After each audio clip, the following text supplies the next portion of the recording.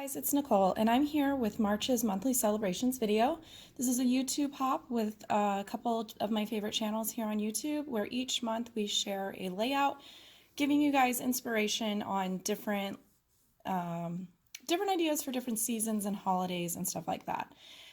For me this month, I was really struggling to come up with something. We don't typically have like a holiday every year that falls on in the month of March. Easter being an example, I noticed some years I had Easter photos in March and some years Easter fell in April. Same thing with spring break. So I decided to do a month in review layout, which is typically what I go with for those off photos where you just kind of have one or two and it's not really anything that I want to make a separate layout for. I don't really have like a big story. It's just kind of those random everyday photos. And so I like to take those, put them all together by month and do like a month in review layout. I have done previous layouts in the past for month in reviews for 2014, and typically when I do them, I try to pick a method or a layout or something, and I do that for each of the 12 months of the year. So for 2016, I'm going to be using these Doodlebug calendar pages.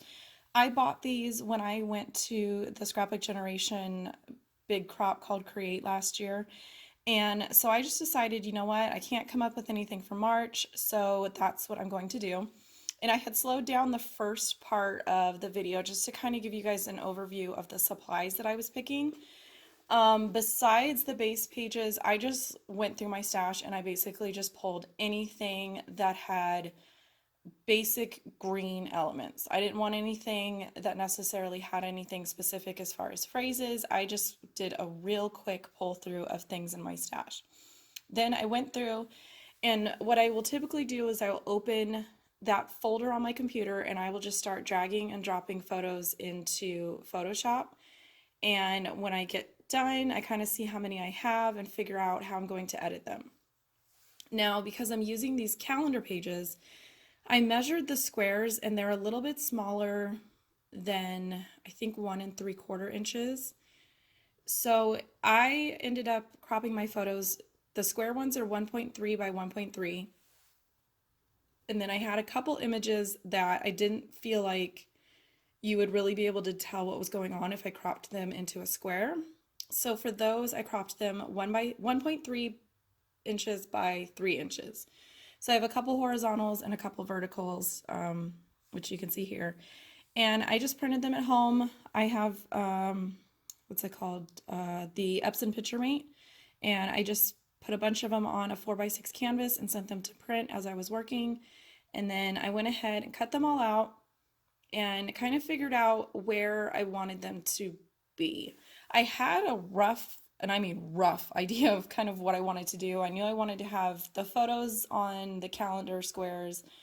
I knew I wanted to fill in some of them with pattern paper because for me, pattern paper is my favorite supply. And so, you know, that's the kind of thing that I find fun. So I knew I wanted to pull in some pattern paper. The easiest for this particular layout, I just pulled 6x6 pads.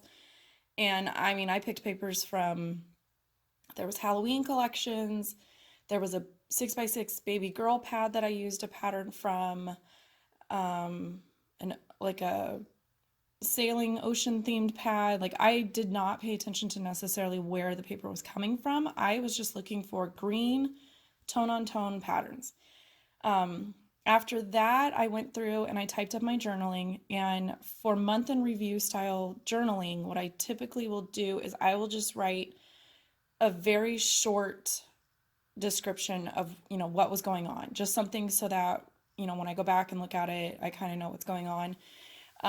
This one, I did have 2 photos that I felt like needed a little bit more explanation, and they were 2 of the bigger photos. So I just made sure that when I was placing things on the calendar page that I gave myself more than one square to be able to put that journaling and sort of tell almost like a mini story within all these other tiny stories, if that makes sense. I did speed up sort of this boring part of the process of just trimming down the photos, gluing them down, trimming down all the journaling. I put I think it's quarter inch or eighth inch double-sided tape on the back of my journaling. It just makes it easier for me than using like liquid glue and waiting for it to dry.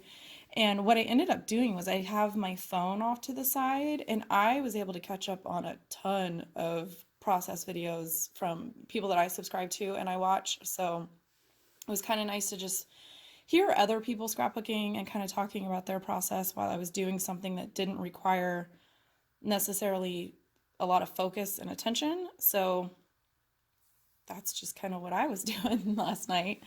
Um, and I feel like start to finish on this layout took me forever because it was like every time I sat down, my photo printer wouldn't print. I went to do my journaling. My desktop printer decided it wasn't going to print when I would send it to print. It would wait until I left the house and it would just decide to print. So it's definitely been a struggle bus for this particular video. I could not find my USB microphone, so I'm attempting to record this on my phone. So we're going to see how this works out later. After I finished all my journaling strips is when I just kind of started with the embellishing. And like I said, I didn't have a big plan. I just knew that I wanted to sort of mostly just have fun and pulling random supplies, just basically anything that was green. And I pulled a ton of stuff that I haven't even used in years. These Doodlebug paper strip things, I can't think of what they're called, paper thrills or something like that.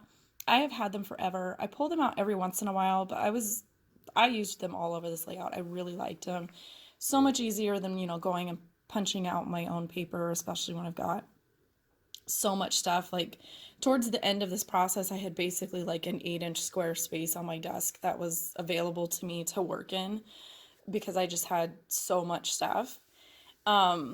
The rough plan that I had was I knew I just wanted to pull random supplies, embellish individual squares, and also incorporate stamps, specifically arrows, to sort of indicate this journaling goes with this photo type of thing in areas that I felt like maybe it wasn't as obvious. And then when I was spacing out my photos and figuring out where I wanted to put them, I was also keeping in mind certain photos that either were from the same day or kind of went together, like the box of grapefruits and one of the, I think it's the lemon tree that was blooming, was where I was talking about different things that were going on because now it was springtime where we live and the different things that were going on. So I just I didn't necessarily keep the photos in calendar order and like the date. I just put them where it made sense to me and where I had enough sort of breathing room between them to be able to have fun and embellish and stamp and just kind of play with supplies. At first, I just was thinking, oh no, I don't think this is working. And it was just one of those, let's just keep putting stuff on here, keep putting stuff on here, keep putting stuff on here. By the end, I was like, you know what? I kind of like it. Obviously, this is the first time I've, attempted this with these calendar pages.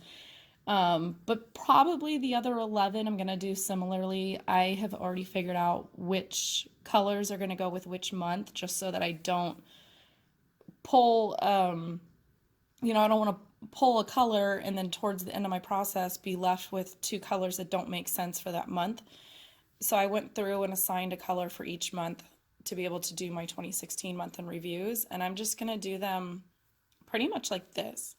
I kind of liked the monochromatic process. I've never done a monochromatic layout, and it was kind of fun to just not really pay that much attention to your supplies and where they were coming from or what collection they were, like just kind of being on a hunt for green. I pulled stuff, I had stickers from Jelly Bean Soup, October Afternoon, Bella Boulevard. They were Halloween, Christmas, gardening themed. I pulled a lot of Simple Stories embellishment packs, mostly because I have a lot, because that's my favorite manufacturer. So I had stuff from Daily Grind, the Family Snap Pack. I even pulled green stuff from the Princess line. And then because I was doing so much green, I kind of knew I was going to want some sort of a neutral. And so I had pulled some gold thickers. So I just decided that gold was going to be maybe the only other color incorporated. And so later you'll see I've got some gold sequins, and then I had a thicker pack that was like phrases, but then it had like weird shapes and like hearts and stuff in there too. So I just went ahead and used those because I knew that they already were the same gold tone as the letters that I had used. But yeah, I mean, it was just literally pulling little bits and pieces. I pulled probably 7 or 8 stamp sets and just used a lot of those the little images, like this, where you can see the bigger journaling here on the right. I found these cute little quotation mark stamps from an old Allie Edwards set, and I used those to kind of put around my bigger story in a way. That particular picture, I know it's hard to see on here, is basically I moved my couch one day to vacuum, and I discovered that the tiny little demons that live in my house, and granted, this was 3 years ago, so they were much younger, they would, I guess, make the decision that they didn't finish their lunch and they didn't want to tell me that they didn't finish their lunch because then they wouldn't get snack. So they were putting sandwiches, quesadillas, whatever I had made for them that day, crackers, whatever, and putting it under the couch. And so I moved the couch, and it was one of those like, what is that? And they ran like cockroaches when you turn the light on because their like snack stash had been discovered. And I remember taking that picture and sending it to my sister and being like, why? Why are these my kids? Like, your kids never did stuff like this. So it was kind of nice when when I was going through photos and I came across that. That's a story that I want to remember, but it's not something that I want to necessarily make a whole layout on and take up that much space in my albums for. So to me, it made more sense to kind of give it more landscape on a month in review type layout. Also, like the one below it is a bigger photo and a little bit bigger of a story. I think it was for one of the online crops that I participated in, and I had managed to take a selfie of, me and my scrapbook kits that I had pulled out, and I was watching 24, and I was like ready to go and ready to participate. And so it's just kind of nice going back through these photos and these just little pictures of our life that month and bring them all together. And to me, that's what I like about a month in review style layout, because I don't do single photo layouts. I don't really do like one page on just like something silly that my kids did. To me, I do try to kind of think about how many albums I'm going to end up with and stuff like that. So when I can condense things, I will. And month in review for me is just the perfect solution to that, because I can still incorporate all these little tiny moments that I don't want to forget, and I don't want to not include the photos, but I also don't want to take up a ton of space for, because they're not the greatest photo, or it's not a big event, or it's not like a big milestone in their lives. It's just stuff that I don't want to lose. So again, I choose to just take them, condense them down into a month in review format, and somehow that works for my brain. I do need to go back and finish. I think I have 4 months left of 2014, and I can say that I'm done with that. My intention was to do 2015 with these Doodlebug calendar pages, but when I was going through my files, I'm missing some photos, so they must be stored somewhere else. And so instead of hyper focusing on the fact that I couldn't find those photos at this specific time, I just moved on to the next year. And so I decided that I'm going to do 2016 with these Doodlebug calendar pages, and I will go ahead and take you guys through my process with the rest of them. And after doing the monochromatic sort of color theme, I kind of want to do it for the other 11, but we'll see, because some of the colors I don't know that I have enough supplies or things in those colors. Like there's a purple and like a royal blue that I'm like, ooh, I don't know. But then again, I didn't think I had this much green stuff either. So we shall see, I guess. This is pretty much the end of my process. I'm just kind of adding some gold sequins here and there. And then this is when I went back and I looked at that set of thickers that had pretty much just big phrases, but I was looking at these weird little shapes that are in there. And so I took the heart. There was a solid one and an outline one. And then these little, I think they're supposed to be like little X's or something. I just kind of was going with the fact that there was three of them and that they were gold and that was going to work for me. And then, yeah, that was pretty much it. But I liked playing with just all the different stickers and stuff. I really liked being able to pull out my stamps and be able to use a ton of them, but not have them seem like messy and not make sense. It was kind of fun being able to play within these little tiny squares.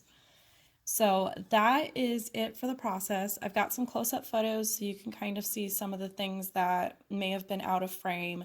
I need to figure out how to move my camera back a tiny bit so I'm less out of frame. So hopefully I can get that fixed soon. Again, here's some more just of the stamping and stuff at the bottom, and then another shot of the full layout. And again, every month I've got links to all the other girls participating down in the description box, so be sure to check out their channels as well, and I will catch you guys next time.